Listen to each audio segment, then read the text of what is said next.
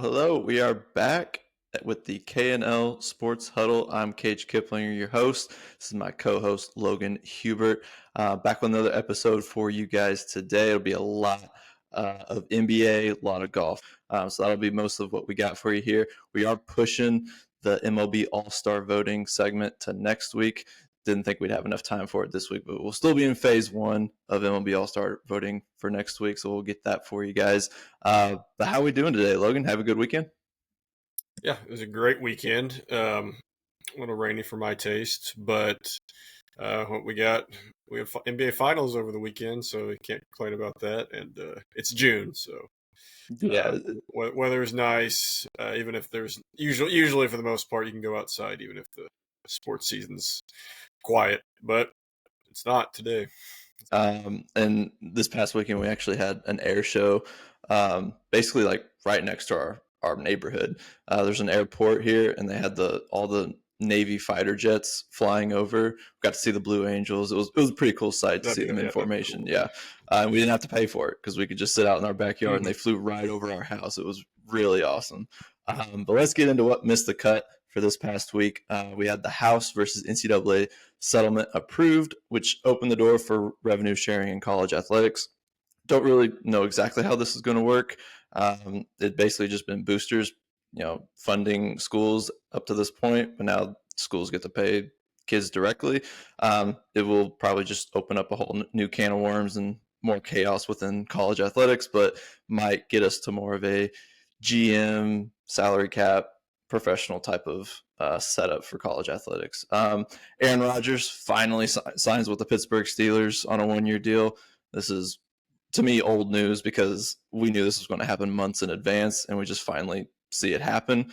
He was wearing a wedding ring in the picture that they showed of him signing, so that something happened over this hiatus that he had.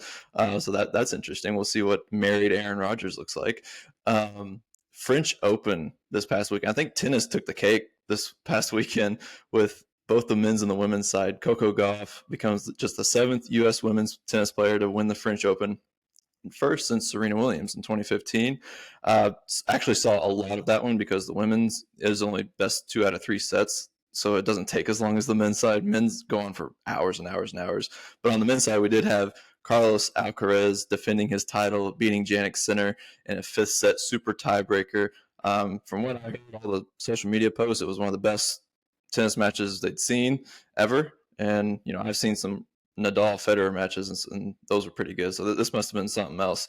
But yeah, Belmont Stakes. We had the last leg of the horse racing Triple Crown. Sovereignty ended up winning, collecting 2 of the Triple Crown legs, the first and the last. And by proxy, I think if he wins the shortest race with the Kentucky Derby and the longest race at the Belmont, it's pretty safe to say he would have won the Preakness if they'd just ran him. And so I think we missed out on a Triple Crown opportunity this year. So that's unfortunate. Finally, in Major League Baseball, the worst team ever, probably, most likely. Colorado Rockies record their first sweep since May of 2024 by beating the Marlins in 3 games. It gives them their fans something to cheer about because it's been a piss poor season, and it's just crazy that we're getting the 2 worst teams in the history of the MLB in back-to-back seasons. It's wild. Do you have anything on any of that? Yeah, how I feel about the horse racing. That just makes me angry every time when I see that. Just race them. Come on, race them in the Preakness, and yeah. Okay. Anyways, the Aaron Rodgers thing. Frankly, if he just plays better than what Russell Wilson did last year, this is a playoff team. If you recall, Pittsburgh was 10-3 last year.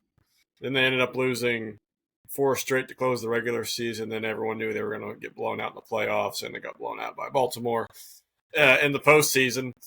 But, getting Rodgers doesn't make them a contender at all. But I think, assuming Rodgers stays healthy, at minimum, they're going to be the Steelers, which is 9-8. Nothing worse than 9-8. So, that's the worst they can be. I think the best they can be is in that 11. I think they could win 11 games if everything goes right. and potentially steal a game in the postseason. But I mean, yeah, Rodgers isn't in his prime anymore, but he did have a solid statistical season last year. I mean, he was just shy of 4,000 yards, but he had 28 touchdowns, 11 interceptions, and a 90.5 passer rating. So not terrible for a guy. I mean, Tom Brady set ridiculous standards for 40-year-old quarterbacks, but I mean, those numbers for a 40-year quarterback, I mean, that's still really good. You can still start for a lot of teams putting up those numbers. And then just one funny thing I was reading about from the Miami Marlins perspective. They actually there's a report they actually lost money from this series from paying their staff because they had a grand total of 19,768 in attendance for the 3 games in that series, and of course their stadium seats 37,000. So you lose money from a series, you get swept, and you get swept by possibly the worst team in MLB history. I mean, that's a pretty bad week for Miami baseball. I feel like that's always been the way that the Marlins have had with their attendance. Going back to when they played in their previous stadium, they had those red seats. I forget what the name of that stadium was called, but it would just be empty red seats all around that stadium. It just seems like it's been like that way for the Marlins for a long time. But yeah, losing to the Rockies is as bad as you can get. But let's get into what really happened over this past week, and that's the NBA Finals games 1 and 2. Indiana Pacers take game 1 on a last second shot. Had 0.3 seconds left on the clock, but a last second shot by Tyrese Haliburton coming through again with just another clutch moment that he's done in every series thus far.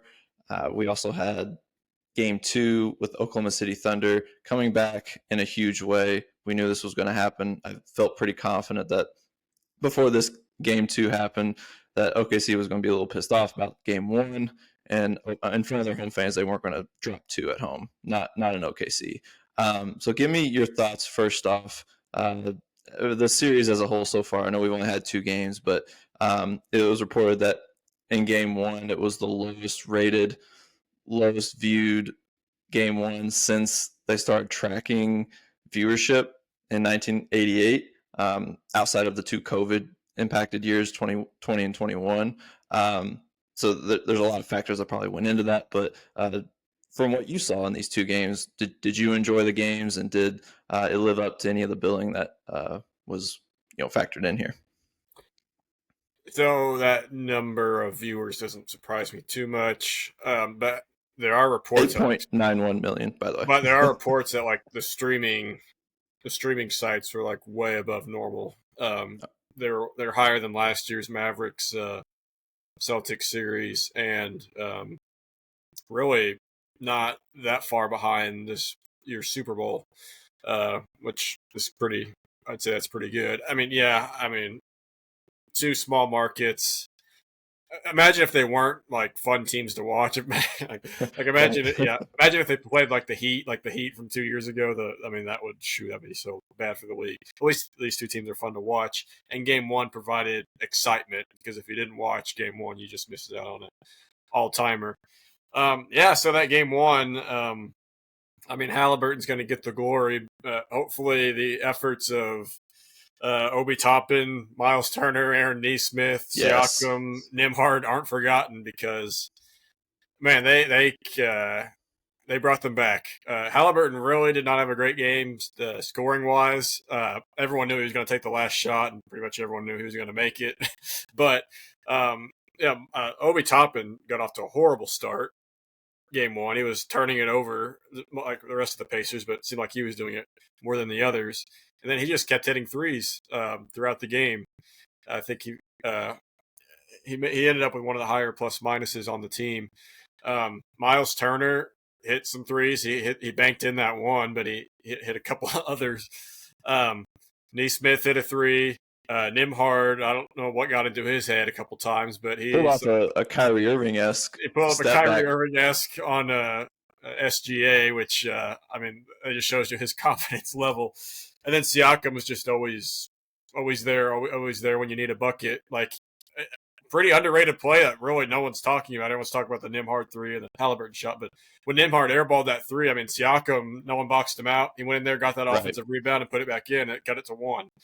I mean, he deserves a lot of credit for that.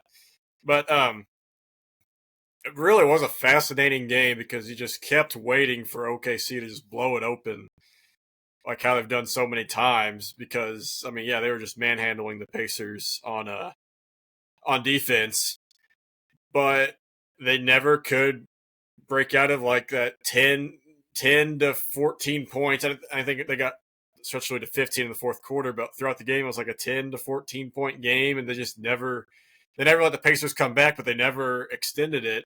And as we've seen throughout the playoffs, the Pacers can overcome that in little time, and they did in the fourth quarter. But so yeah, the big number from that game was the 19 turnovers the Pacers had in the first half. They finished with just 5 in the second, so but still 24 is a huge number. But I believe the Thunder only finished with, was it 11? Was it 9 or 11 points off turnovers? It was 9 off those 19 in the first half. That was Okay, the one that I. Yeah, so it was 11 because they got that steal off that inbounds pass when they got the way to 15s in the fourth quarter. So, but yeah, only 11 points off those turnovers. I mean, to me, that's what allowed the Pacers to stick around was, yeah, we're turning it over, but they're not really scoring much off of it. Granted, a lot of the Pacers' turnovers were dead ball, so it didn't give the Thunder a chance to run out and make plays. So that did play a factor in it. But there were, if you watch the film, there were several missed opportunities for the Thunder whenever the Pacers turned it over.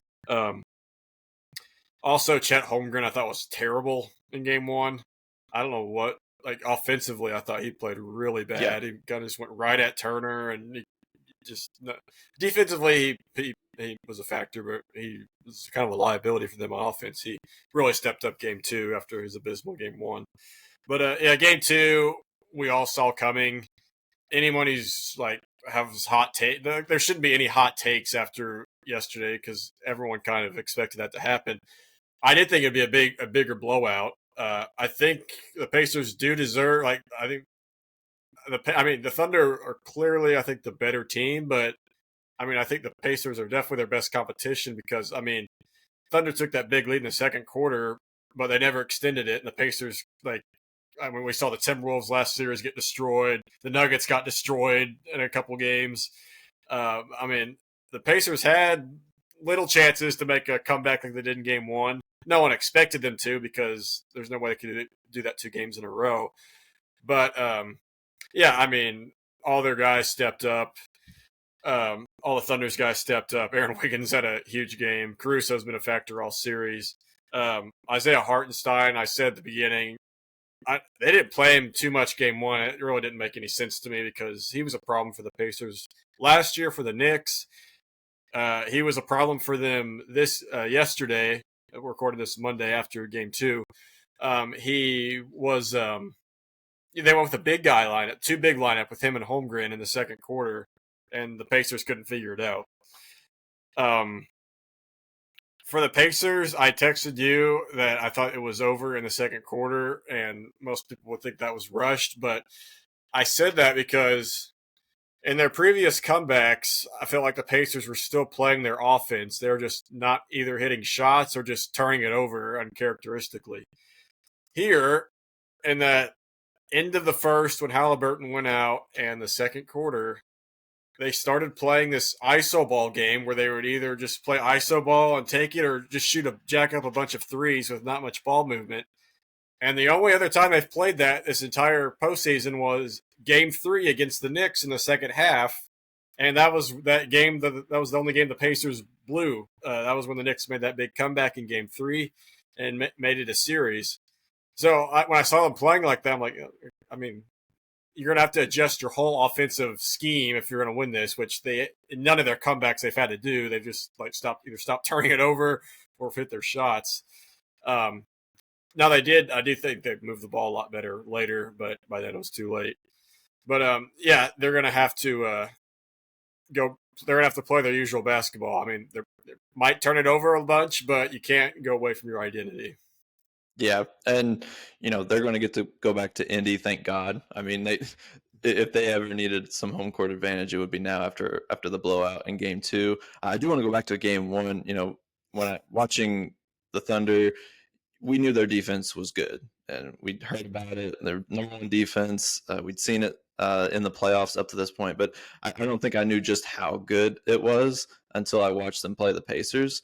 They just swarm the paint anytime the ball gets thrown down into their big men down low, or if someone drives and they fly around the perimeter. I mean, they're so quick to close out onto shooters. And watching them, and you texted me about it on Game 1 about how they'll get away with a lot of holds. They're just tackling. Oh, not really tackling, but they're grabbing guys a lot. You have to wonder why other teams don't try to push the boundaries of what you can get away with defensively the way the Thunder do. But they also have pinpoint accuracy on swatted balls, with the physicality and the holding, and it all brings that together. And a lot of teams could probably get away with what they do if they just put forth the effort. But yeah, SGA, he's been doing it in both of these first two games. He obviously had a huge MVP performance in Game 2, but just watching him, I think the best attribute he has is his balance. He always gets to his spot, and no matter the contact, he almost floats into his jump shot, and keeps the ball right near his ear. If he's able to keep it alive with one hand, he's able to just finish through contact in any sort of play to the rim or in a mid-range situation. And the foul baiting that he gets dogged for doesn't really bother me because he really earns it. Is one of the highest drive rate in the league. He really earns those fouls and those free throws. One thing that stood out in Game 1 though was Lou Dort. His straight up contest of Nesmith drive towards the end of the game was critical, and a clean block as well, because the Pacers had gained momentum up to that point. But like you said, the Thunder didn't capitalize on those 25 turnovers. They had plenty of opportunities to do so, and that was really the difference in that game. But just watching the Pacers, they're great for basketball. They set an example not only for the league and roster construction, but for young players to see the value of really not giving up against insurmountable odds when you're going into OKC, you're down double digits. They had to have been prepped for this level of intense defense, but until you experience it, there's no amount of film that can really prepare you for it. So all in all, they did shoot better than OKC in that Game 1 the whole game, but just gave away too many possessions. But they just find a way to effort out a victory when you think they're all a victory's all but lost. Yeah, in that Game 1, there were two crazy blocks. One was the Mathurin block on Jalen Williams. That was, I think, early in the fourth quarter, so the Pacers hadn't started making their comeback yet. But that was just like he was already blocking it before he was already getting in the shooting motion. Yeah, it's really a wonder Williams didn't get hurt by how awkward that could have been. Because when you see a replay, he had no control of the ball. He was like horizontal with the ground. But yeah, and then the other one was that Lou Dort block. That was also incredible. That was a clutch time block too, because like you said, that was towards the end of the game. But yeah, going back to the Thunder's defense, two things that I just keep wondering is, I've told you this. It's amazing how they swat at the ball so much, and that's something you would never teach young players that don't do that because you'll get called for a foul. right. But then you watch the replay, and most of the time they're clean swats. I don't know how they get unfortunately, the ones that aren't clean, they don't call too often, because once you earn the reputation of a great defense, you don't get those called. But still, it's not too many of them. Most of them are actually pretty clean. But I think you alluded to it just a little bit ago. But the other thing I just can't figure out is if you're in the NBA, you're athletic.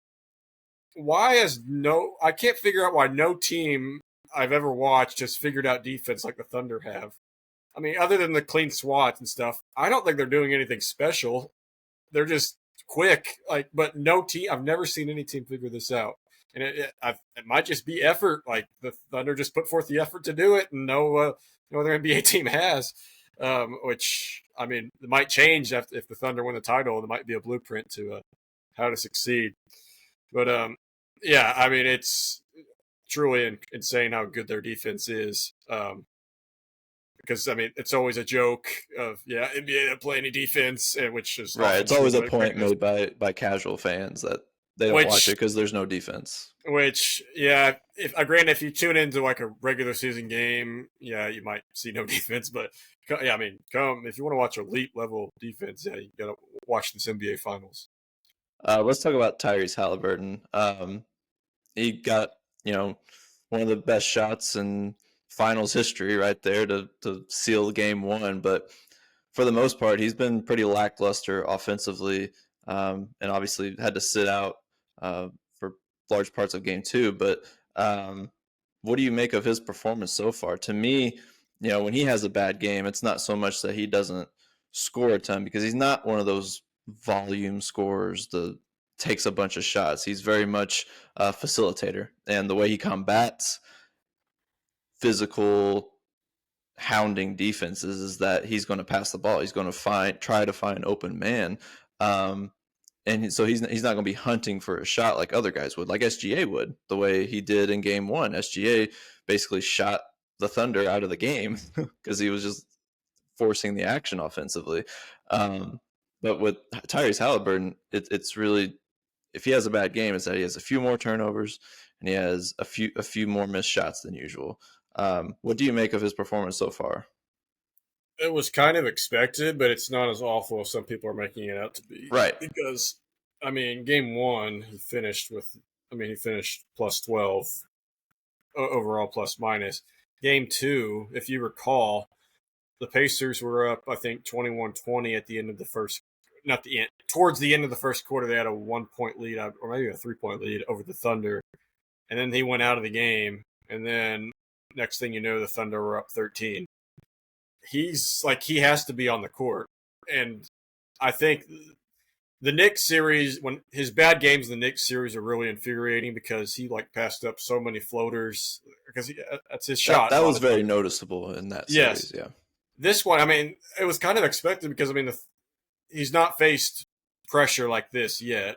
So I mean, if he tries to force stuff, and he kind of did earlier in the game too, and it wasn't shooting well. So I mean, that kind of shows you don't want to shoot your team out of the game.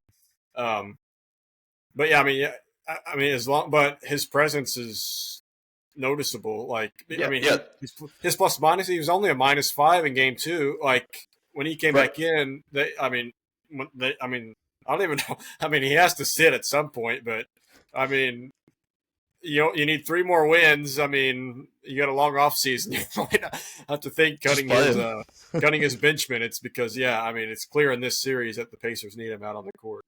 Yeah, the team is still in game one. They were plus 12 with him on the court and a -5 with him off.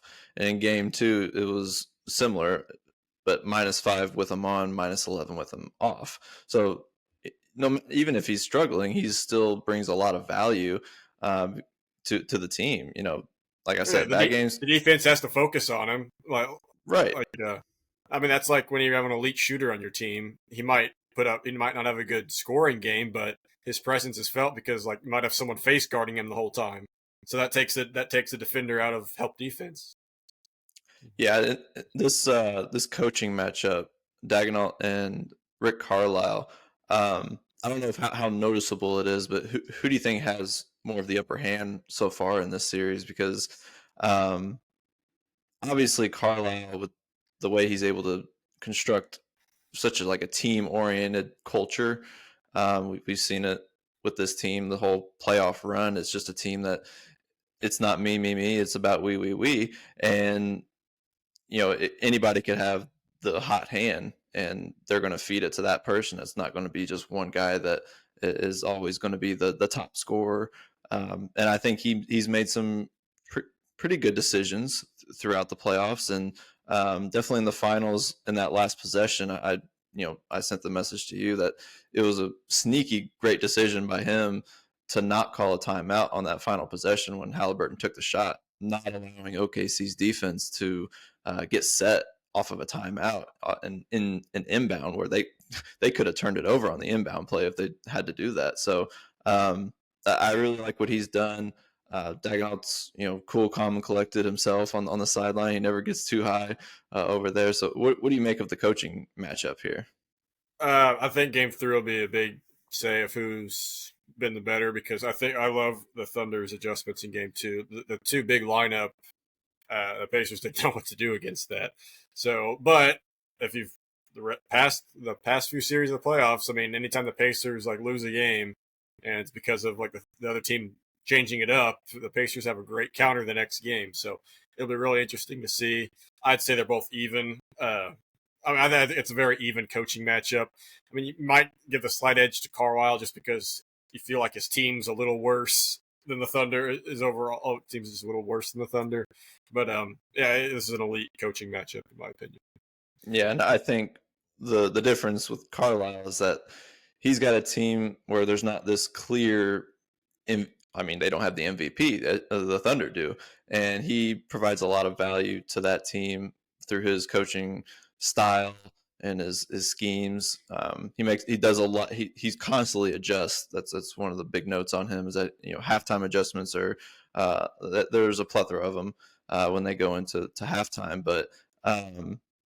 Yeah, it should be interesting for games 3 through 5. Now we're guaranteed a game 5 here.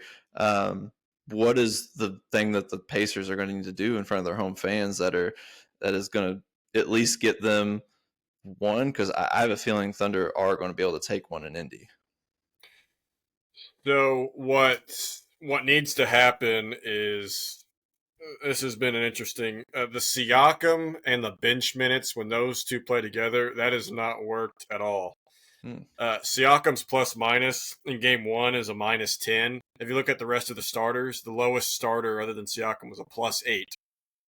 But I mean, when you watch Siakam play, he hasn't. I don't think he's played bad. It's just there's that weird lineup that worked somewhat in previous series, but it just clearly doesn't work in the against the Thunder when it's just Siakam and the bench players. He was a -10 in game 1. He was a -15 in game 2. That was the second lowest on the Pacers. So they can't. I don't think they can use that lineup anymore. Like I said last week, no one's talking about this, but the Thunder have not been as good on the road in the postseason as at home. So I would be shocked if the Pacers lost both home games. I think they're more likely to. I think the Pacers are more likely to win Game 3. If you told me the Pacers are going to win one of these next two, I think they'll win Game 3 just because they've always been so. They haven't lost back-to-back games since early March. So I believe they'll win Game 3, but I mean, I think if you're the Pacers, you got to win both. I called Pacers in 6, and I assumed that they would split these first two. But the way the Thunder have looked at home, even in this series, I mean, it was just the last half quarter where the Thunder did not look in control of the game of game 1. I mean, so the Thunder have been pretty dominant in the at home, and just in this series, despite that last half quarter of game 1. So yeah, I think you got to win games 3 and 4 if you're the Pacers. I think if you're the Thunder, you just roll with what you've been doing. Just hope that Holmgren doesn't have a bad game, like he plays like he does in game 2, not in game 1. Same with Jalen Williams. I don't think he had a very good game 1 either, but he played better in game 2. But we'll see. I mean, Gamebridge will be rocking. If you've seen the footage, they filled that arena up just for the watching games 1 and 2. Yeah, so that was pretty cool. And neither the Thunder or the Pacers are like the Knicks or the Celtics or the Lakers. They're not going to bring many opposing fans into that arena. It's going to be like you won't be hearing many cheers from the other fans, unlike last series where you could hear some Knicks fans at Gamebridge. Yeah. So it's going to be a rocking environment. We'll see how the Thunder adjust to that hostile change. Yeah. So we had a huge news come out of New York as their coach, Tom Thibodeau, was fired, will no longer be the New York Knicks head coach. Little surprise, but then again, you mentioned this on the previous episode. And then I don't even think it was 24 hours later, and the news came out. I'm like, okay, Logan knew something that we didn't. My sources told me. Yeah, right. So just first off, just looking at, Tom Thibodeau's tenure with the Knicks, he went back-to-back 50-win seasons for the first time since the mid-90s. Got them to the Eastern Conference Finals 2 years in a row. I guess that wasn't enough for Knicks fans, though. One of the reasons I think that he got fired was he didn't trust the depth of his roster, which was almost a slap in the face to the GM, Leon Rose, because that's the team that he constructed, right? Um, so it's either that or because they want to target a high profile player this offseason and his coaching style may turn away some star talent. Um, Multiple other factors could have played into this. The Knicks were bad defensively the whole playoffs, possibly in part to Thibs playing his starters 40 plus minutes. There was doubt among even the players that he could lead them to the finals, and it seems that this decision was trending in this direction for months. He got coached by Rick Carlisle in the Pacers series. That much is very clear. And obviously, the New York media is unforgiving, and he was scrutinized pretty hard for his decisions, such as the Karl-Anthony Towns absence in the fourth quarter of Game 2, when the Knicks were really struggling to score, or taking forever to make the lineup change that placed Mitchell Robinson in the starting lineup. And Josh Hart to the bench in Game 3 because the Knicks starters had been outscored by 29 points in 43 minutes the first 2 games of the series. One of the rumors and one of the things trending right now is that Jason Kidd is being targeted. The Knicks shooting for possibly Giannis Antetokounmpo in the offseason. Giannis, obviously, it was well documented that he offered to intervene with ownership to save Kidd's job in Milwaukee before he was fired by the Bucks. So that could be that connection that they want with Kidd and bringing him to New York. Kidd actually interviewed with the Knicks in 2020 as well. Though he still has 2 years left on his Mavs contract, but he could be traded. I just don't know. The Knicks sent a bunch of picks to Brooklyn to get Bridges, so I just don't know that they have enough to orchestrate a trade with him. They could send Towns, which is something that I believe you mentioned last week, is that if they did want to go after a Durant, a Giannis, that they sending Towns would probably need to be a part of that package. So first off, what do you think about the firing? You obviously had some feelings that this could happen anyway. And then who do you think could be the best candidate? Yeah, I said it'd be last week. I said there'd be like a 50-50 shot that they could fire him, and ultimately it landed on heads where they took his head. So, yeah, bad joke, but I'm not. It's always a gamble when you mess with winning because I mean that's what he's been doing by Knicks standards. Because, like I said, the Knicks haven't been a very successful franchise this century until he took over, and they've gotten farther and farther each season. So it's a gamble, but if you end up with someone like I don't know about Kidd. I mean, I don't know if I mean I think Mike Malone is safer because he's a championship winner. Right. He's like I say, don't mess with winning. But if you bring a guy who's won a lot, that's not really. I don't think that changes things too much. Kidd, he went to the title game last year, but other than that, I mean, not everything's been peachy. Like there's been some rough patches. So yeah, I don't know if that would lure Giannis over there. I mean, you still have to make the trade. Like, so who knows how that will go. But as for Thibs, what I find interesting is if he'll get another job, because by resume and record wise, you would imagine he'd be a top coaching candidate. But the question is, which team would want to take him in and just let him take control over how things are run, like how the team runs? I think I don't.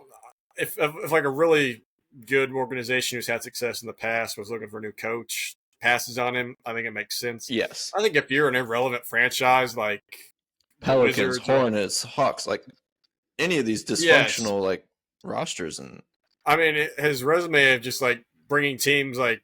I mean, think of the Bulls, not just the Knicks, but the Bulls in the early 2010s. I mean, they sucked after Jordan for like a whole decade. He came in, and then they were fringe contenders. Like they were a playoff team and had an MVP with Rose and all that. But yeah, I mean, I mean, I would if I was the Charlotte Hornets or Pelicans or Wizards, yeah, for sure, I would I would take him and let him work with the roster just so you can get winning back into your He franchise. can turn Yeah, around the culture of any organization. I mean, I'd pick him up in a heartbeat.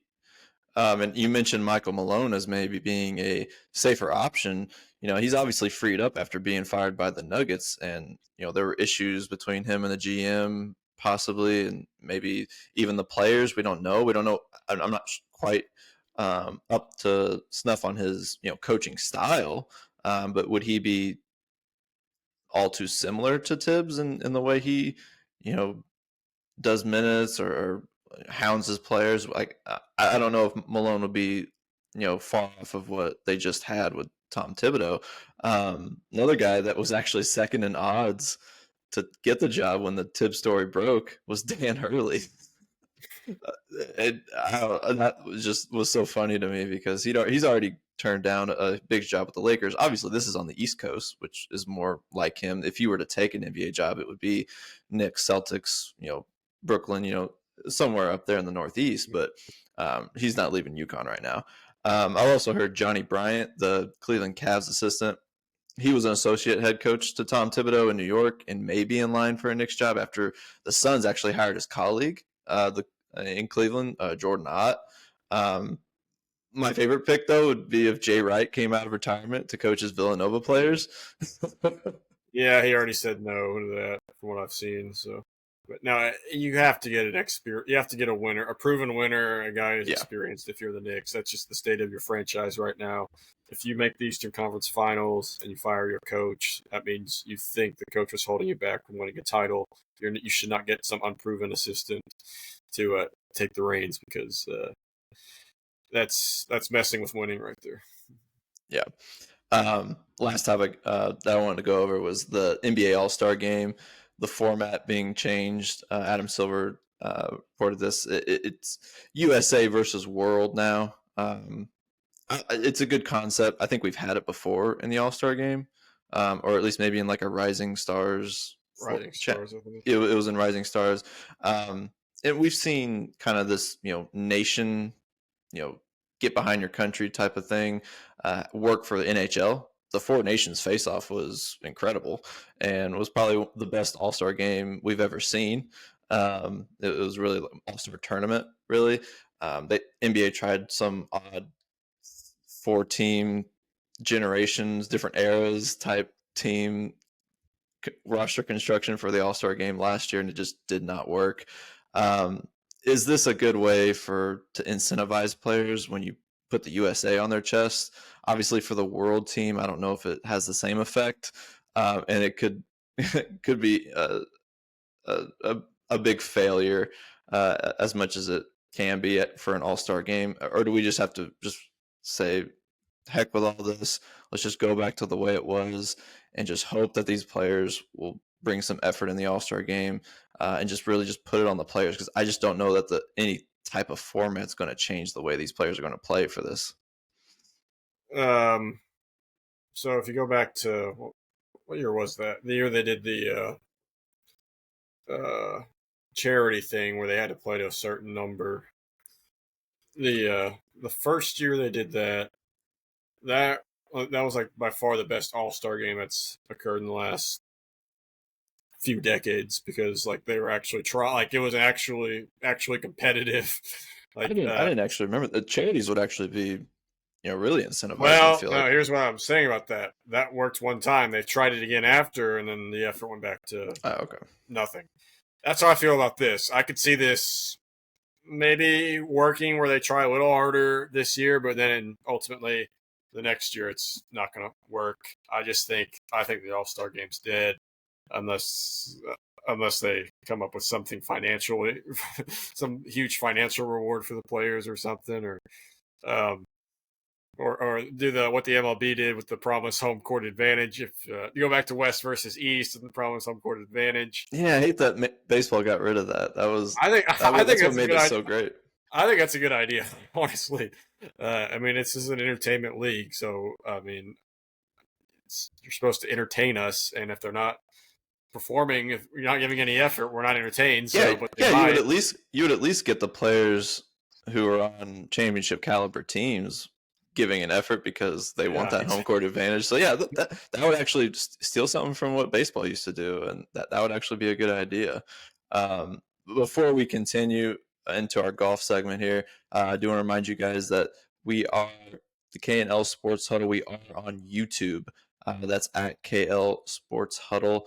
You can get all of our content on there. Our full hour-long podcast, our broken up sections of different conversations we have into like 10, 15, 20-minute videos, as well as our shorts. We're also on Spotify, so follow, rate, and review us on there, as well as we are on Instagram, so you can catch our shorts, and we put breaking news on our stories as well, so you can catch all of our content on there as well. But let's get into the PGA Tour. We have another major. It is the U.S. Open. I love the U.S. Open. It's the 125th iteration of this tournament. It's the third major of this PGA Tour season. Actually founded in 1895. It's been held annually since then. And what it's really known for is really, really tough courses. And we've got a doozy for them this year in Oakmont. We usually, this tournament, it's known for its rigorous course setups. We already have difficult courses that get chosen, but then they make it even tougher with the way they cut the rough. They grow the rough towards the player, is what I'm hearing for the Oakmont course. And we've seen this tournament go to different iconic venues like Pebble Beach multiple times, Shinnecock Hills. Oakmont they've been here before multiple times. We usually get a dramatic finish too in this tournament because the scores stay relatively close due to the challenge and keeping the scores really low, high, however you want to say it for golf. But none of the courses that we've been to in the past few years are more challenging than Oakmont. So a little bit of an overview of Oakmont. The average score per round at the 2016 U.S. Open was a plus 3.5. That was the average.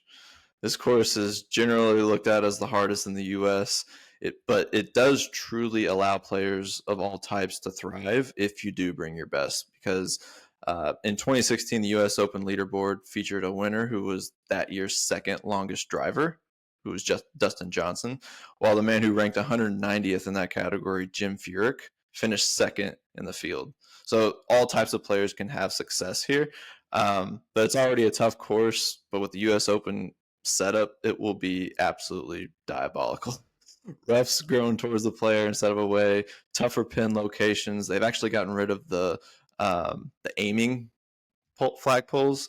And there's a lot of like blind fairway shots that the players are going to have to hit. Give me your thoughts on Oakmont, on the U.S. Open. Are you excited about this year? Because I love the U.S. Open. Yes, this year should be pretty entertaining. The key thing is you've got to hit it in the fairway and you've got to hit the green in regulation. If you can do that, you're going to have a chance to win. Might not score low, but you might. That does not guarantee you're going to score low because the greens are also tough on this course, but yep, you will be in contention. I can almost guarantee that. I agree. The U.S. Open, the Masters has the history of Augusta and all that, but from watching golfers struggle, the U.S. Open is maybe the best you see all year. This was played in 2016. Dustin Johnson won with a 4-under. The three guys tied for second at 1 under. 2 guys tied for fifth at even par, and then everyone else was above par. So, it's not going to be a very low score that wins this. Last year I'd say was an average U.S. Open score. I think DeChambeau won it was either 6 or 7 under. I would say 6 under. I would say if you average all the U.S. Opens lately, that would be that'd be right around the value. This one's definitely going to be on the. It's weird. Lower? Do you say lower or higher? It's definitely going to be. right. It's definitely going to be closer to par. I'll say that than other years, other courses. Yeah. So starting off the tee, Um, it isn't tight off the tee with the removal of more than 4,000 trees pre 2007, but the margin for error is still incredibly small. Fairways are going to slope. So a ball hit down the middle of the fairway could end up in the deep left or right rough, even if you hit a perfect shot down the middle. There's numerous fairway bunkers. Most are a one-stroke penalty, so you simply try to get out of it and hope to reach the green with your next shot. So driving accuracy will be huge this weekend. Once you're in the fairway, course knowledge is huge. Multiple blind approaches, as I mentioned, to the green. The aiming flagpole is removed. Caddies can provide lines, aiming points, but it's mostly up to the player to trust their shot. And once you're on the green or around the green, it's incredibly fast and sloping on there as well. So speed of the greens affects so many other aspects of your game. So on approaches, it terrifies you. On downhill putts, thick rough surrounding the greens basically swallow your ball. And coupled with the slope of the green makes chipping just even that much harder. So you have to see the value in hitting in missing the right shots. All in all, if you're even slightly off with your driver, you're going to end up in the heavy rough. You can't control the spin out on the ball out of the rough. You're going to miss the green, and then you're chipping onto greens that are some of the fastest in the world. So, from ankle deep rough. So it's quite the test. The toughest holes, from what I see, are the first hole. It's a challenging opening tee shot with a green that slopes away from you. The third hole has the famous church pews bunkers that are kind of iconic to that course, and a difficult approach shot to an elevated green on that hole as well. The eighth, a nearly 300-yard par three. I can't imagine even trying to play that hole myself. I'd have to shoot from the seniors, the seniors tee box, and then we have the 12th hole, which is a 663-yard par five. That's got to be one of the longest that these guys are ever going to play on. So yeah, just one of the toughest courses that you're ever going to see on tour. I think it's going to be incredible to watch these guys. Let's get into some of the player storylines. I will say of that par Yeah. three, I think I saw two nearly 300-yard one. I think I saw a video today of on the practice ground. Morikawa was using a driver to try it out. So Oh yeah. early prediction. Yeah, that's gonna be the most entertaining hole to watch. I don't know if I don't know how the coverage is gonna be. But like if there's like a holes that they show every shot from, but that if that is available, you get to watch every shot from hole 8. That would be something. Yeah, like one of those groupings of like yeah the three holes. Yeah. Oakmont in 05, I think the winning score was 5 over par. So, there might have been more trees in that year's tournament, but we could see something pretty cool here with some pretty awful scores at the U.S. Open. The first player storyline I want to get into is Phil Mickelson. So he has already kind of hinted that this could be his last major that he competes in. He would need a win to complete the career Grand Slam. Here we are, another major where we have a potential for a career Grand Slam for him. He's been runner-up in this event 6 times, but he's coming off a T4 in his last week's live tournament. So what do you think of? He also had an incredible shot. You see that? that flop shot. Oh my gosh, Yeah. that was so Phil-esque. That's just a staple to his game. Do you see much of a chance of him at this really tough course at Oakmont? So he flat out say this because he'll always have the Masters exemption. I know his 5-year run because he won the PGA in 2021 at Kiowa Island. It ends this year, so this is how he gets into the U.S. Open. But is it true that he might not compete in the Masters next year? Or? He's hinted at it, and he's obviously getting up there in age, and he's just not competing as well in these majors anymore. Obviously, he did do well last week at Live, but his past couple of majors, it's not been the Phil of old. When we did our bets last major, I said he wouldn't make the cut, and he didn't. I'm gonna say he makes the cut. I think he's gonna go out. I think he's gonna go out strong. He's not gonna contend, but I think he will make the cut. I think I He's think it'll going be to come out interesting to swinging. see who makes the cut and who doesn't. As tough as this course is, we might actually see players that we're not used to seeing on the leaderboard actually stay up on the leaderboard. You never know what's going to happen in these. Um, Bryson DeChambeau, he has won 2 U.S. Opens, including last season's Thriller at Pinehurst. You know he's always going to be in contention at major tournaments. He loves the spotlight. I full on expect to see him on the leaderboard on the TV screen as I'm watching this U.S. Open over the weekend. Obviously, I mean, your thoughts on Bryson, because I think he's going to be in contention if he's winning at Pinehurst. He's already won 2 U.S. Opens, which is an incredible feat in and of itself. But I like his chances to be at least like a top 10 finisher this weekend. Have you watched his Oakmont practice video that he shot? I have not. I have Last not week? actually. It's actually really entertaining. Yeah, he goes over like the history and stuff, but he plays all 18 holes and kind of walks us through it.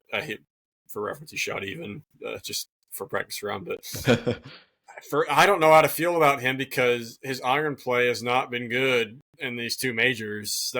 I mean, he's been spectacular because he's finished top 5 in both, tied for second in PGA and finished 5th in the Masters, had the lead on Sunday. But it's just his approach shots. I mean, his iron play not been good. If he fixes that, I mean, you could argue he's right up there with Scheffler to win. Like those are the 2 guys to win. I don't know if he will. If he doesn't, he has no chance of winning because I mean you can't get away with bad. This is, of course, you can't get away with bad approach shots, like you said. How rough chipping would be and how thick the rough is. So he's top 10. I think is a safe bet because I mean his major history, recent history has just been incredible, and every other aspect of his game is really good and suits the U.S. Open. Hence why he's won twice. So, Yeah. I mean, but to win it, he's got to step up his iron play.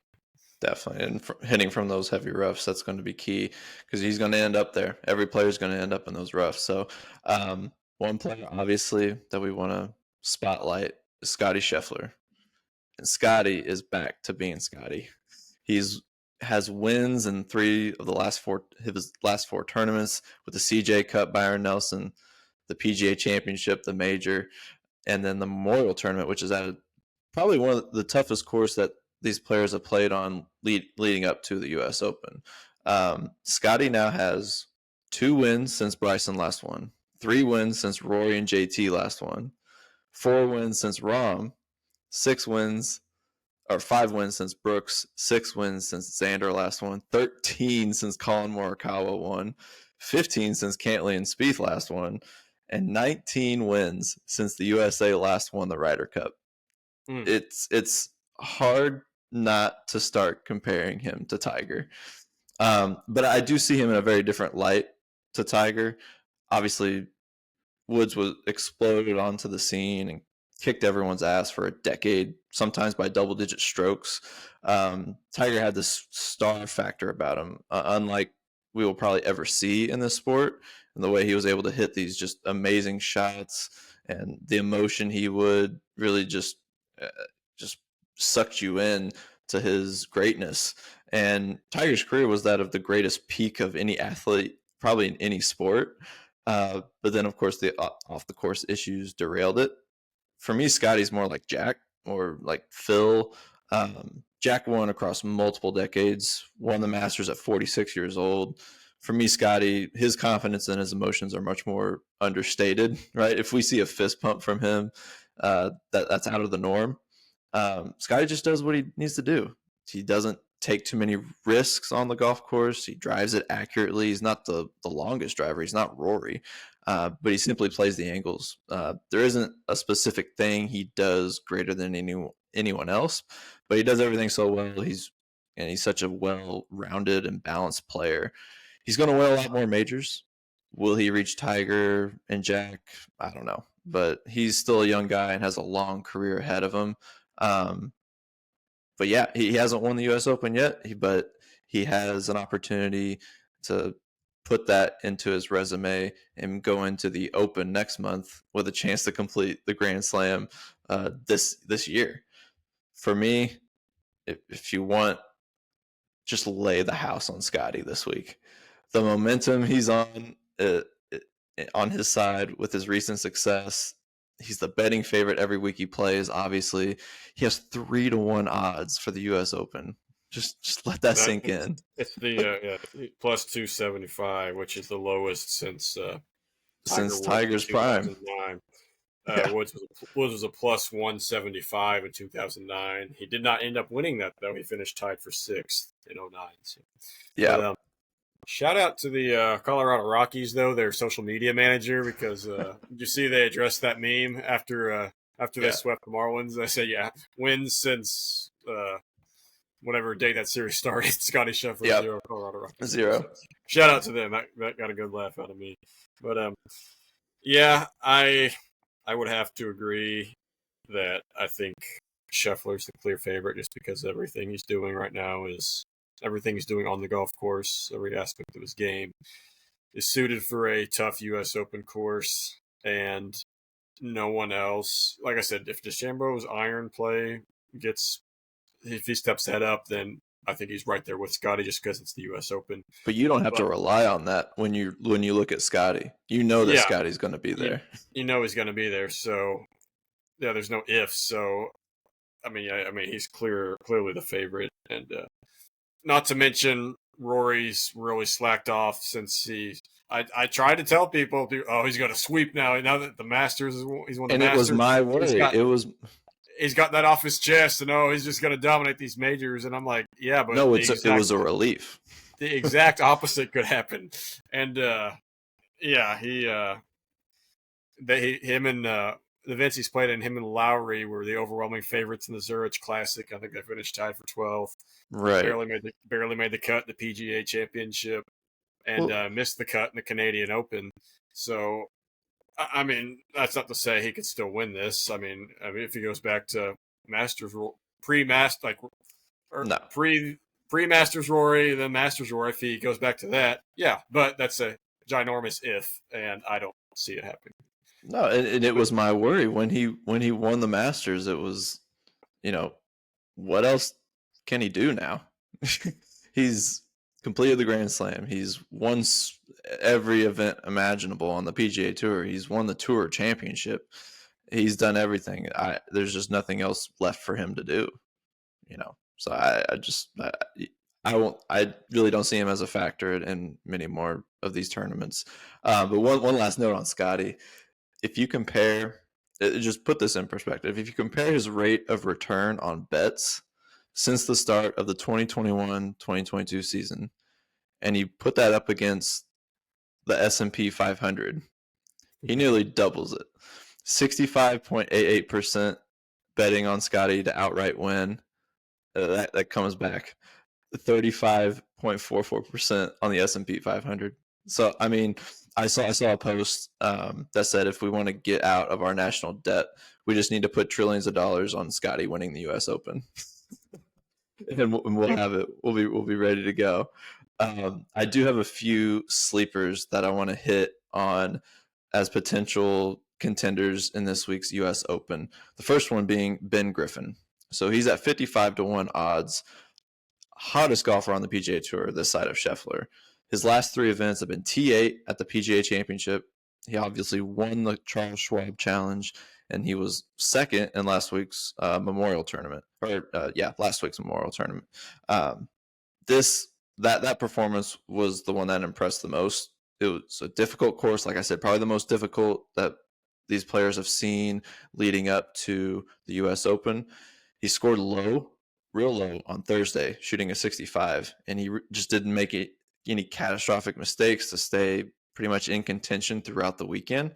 And that's great value on a guy in this kind of form and bringing it on these big events. Another one is Maverick McNeely, 80-1 odds. He's had 6 top 10s. Never really factored in majors, but might be a good fit for Oakmont because he's got a good level head and utilizes a really complete game. And he does enter off a strong T5 at the Memorial, which is, like I said, closest thing we've seen to this U.S. Open.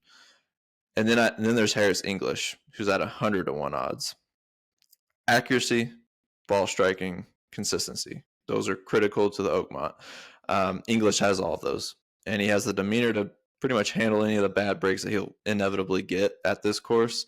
And he's also got 3 top 10s at the U.S. Open in his career and a runner-up at the PGA Championship last month. So he's on a pretty good hot streak.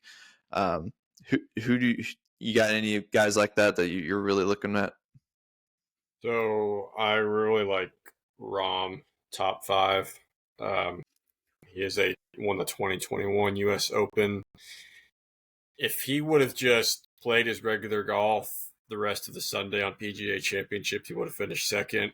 He just got bold because he knew he knew he had to pull something off on those last 3 holes. So like he tried something bold and then hit it in the water. So that's why he finished tied for 8th. But I mean, he was tied with Scottie like through 9, or I think Scottie was through 9. He made up some ground on Scottie. Yeah, but just those last 3 holes was. he's a guy. He's a guy that's built for a U.S. Open course. Like just consistency. Like I said, just get it in the fairway, get it on the green, just the little stuff. He's had 5 straight top 25s in the U.S. Open, and obviously, I mean, we've said this is the toughest course in the last 5 years, but it's still all those other courses are tough courses. So if you're 5 straight top 25s, that's like DeChambeau. I feel like Rahm's in the DeChambeau category of they're going to be hanging around in the U.S. Open just because of the way they play. So yeah, I like him at a plus 210 for top 5. And then just for the lower bets, I was like looking at who's the best so far this season: fairways and regulation, greens and regulation. So Aaron Rye's the best fairway regulation. So if you want to take a flyer like top 20, I can't see him. I can't see anyone wearing 2 gloves winning, but I could see him being contention. But that's a good one. Sepp Straka is an interesting one. He's the best on the PGA in greens regulation, and he's 11th in fairways. So you can get him plus 130 top 20, plus 290 top 10. I don't however you want to play your money, but you get plus money on both of those. And I feel pretty confident in that. He's played really well this year. He's a 2-time winner. So yeah, I took that at plus 125 for top 20. Yeah, and last I checked, it was plus 130 right before we got on.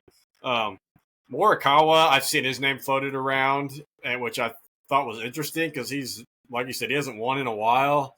He's been up there a lot, but he hasn't won in a while. But I mean, just this kind of suits him. I mean, he's not playing awful. He's just not lifted a trophy in a while. But I mean, he's second in fairways in regulation, 44th in greens. But I could see him in the top 10 potentially. He's plus 170. I would probably take that. He hasn't been spectacular in majors like he usually is this year, but I feel like he's due. Definitely. One of my favorite bets here is the winning score. The over-under right now is at 278.5 shots, which would essentially be a 1.5 under par. So at minus 125, it's not a ton of value, but I think this week we will have a score be better than -1 for the winning score. I think Scottie can at least get to 4 or 5. I don't think we'll have one of those hugely over par winning scores. We haven't had a winning score as high as +5 whenever Angel Cabrera won in 2007, like I said. But I think that would be a bet there that you should take. I thought you were going to go opposite because no, I thought we were going to have a disagreement because I agree with you. And just as much as I would like to see a bunch of plus on the scoreboard, I don't think it's going to be that bad. We will, but I don't think the leader will. The leader, yeah. Because I was just going by history. So 2012, 2013, both those winning scores finished above par. So since 2013, there's only been one time where we had a winning score over par, and that was in 2018 with Brooks Koepka winning at Shinnecock Hills with a +1. Like we said, now when Dustin Johnson won in 2016, he finished 4 under, but there was only 7 other guys who finished even or better. So, I mean, it's going to be ugly scores, but I think Scheffler, and if someone beat Scheffler, I think they would be over that 1.5. So I don't know about 4. I was thinking more 2, maybe 3, but I agree with you. I'm feeling pretty confident that it will be over that 1.5. Yeah, and obviously I'm gonna put Scottie Scheffler to win plus 280. I think that's still even to win. I think that's still pretty decent value. A little on Bryson at plus 700 if, like you said, he gets the iron shots going. Top 10, I do have Harris English at plus 1,000. I think I just always see him creeping up around there in the top 10 range in these major tournaments. So plus 1,000 is great value. And then, like I said, I did do Sepp Straka at plus 125 whenever I took it for top 20. He is third on the FedEx Cup point standings, surprisingly. 5 top 5 finishes this season, including wins at the American Express, Truist Championship, and third last week at the Memorial, which pretty much shows me he's not just on a hot streak, that those tournaments span many months of the PGA Tour. So I would definitely like his shot at least a top 20 finish here. Any other bets you got? Yeah, I'm going to go with you. I think Scheffler's going to win, but I would also put money on Rahm plus 1,200. I love DeChambeau, but I just don't see his iron play dramatically changing. So if it did, then I would really consider, like, if his iron play was just a little bit better than it had been, I would really consider just taking him over Scottie straight up. But I do, if Rahm's consistency, I think plus 1,200 is good value. Well, I mean, with Scottie being the overall favorite, you're going to get good value from anyone else. So Scottie and Rahm are my 2 guys this weekend. That'll do it for us. We are the K&L Sports Huddle. We got U.S. Open this week. We got NBA playoff games this week. It's going to be a lot of fun watching all this go down. But that'll do it for us here at the K&L Sports Huddle. I am Cage Kiplinger. That's Logan Hubert. We will see you next week.